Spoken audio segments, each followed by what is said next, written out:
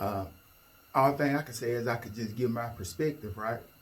Because if you ask like 5 different niggas what the streets is, all 5 of them could give you a different definition. You know what I mean? And all 5 of them could be right. You ain't you can't just stand in front of somebody and tell them that it's wrong if that's their perspective of what the streets is. You know, so it's one of those deals like uh for example, like you could take you take this one guy, right? And this one guy, he goes and robs a coffee shop, right? Okay, he robs a coffee shop and he get caught and he goes to jail for 10 years, right?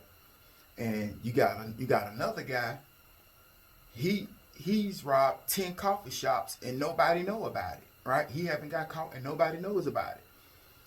And so the guy that robbed the one coffee shop and went to jail and did 10 years, when he get out, he's viewed more as a street nigga than the nigga who robbed 10 coffee shops and didn't get caught and don't nobody know about it. Right?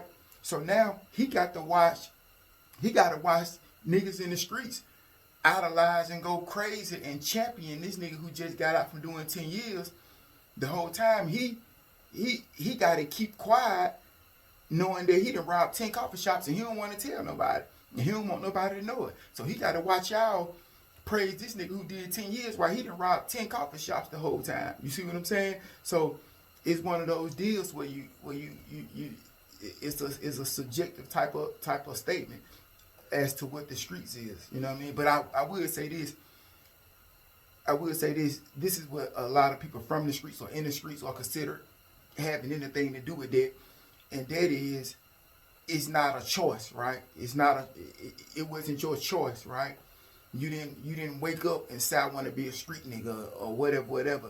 You just woke up one day and, you know, mama was working 2 jobs, daddy was in jail, daddy was gone, daddy was dead, whatever.